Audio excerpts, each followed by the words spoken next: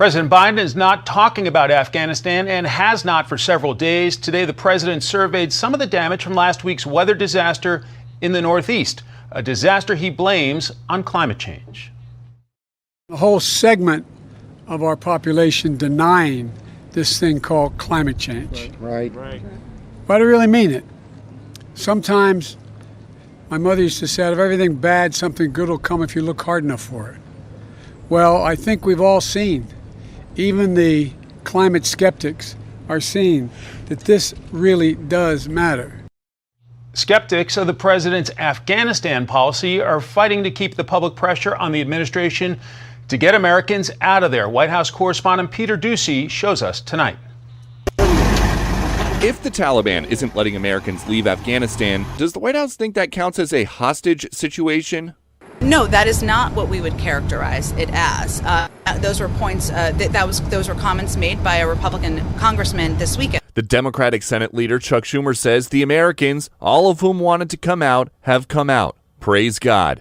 But that's not true.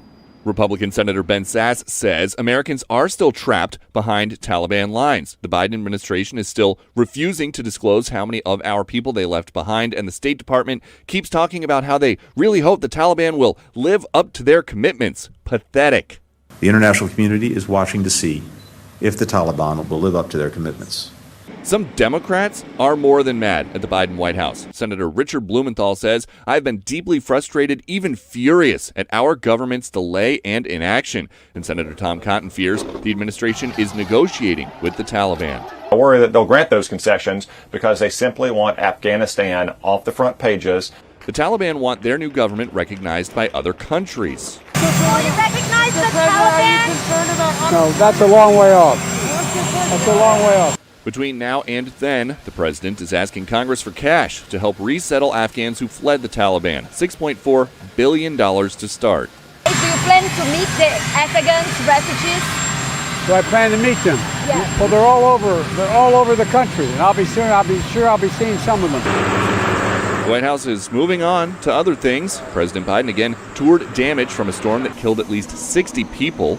Every part of the country is getting hit by extreme weather.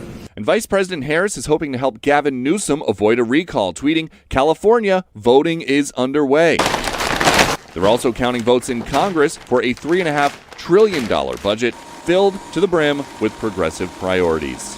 How are you going to get Democrats to agree on it? Mr. President, I got a question. Is the sun going to come out tomorrow?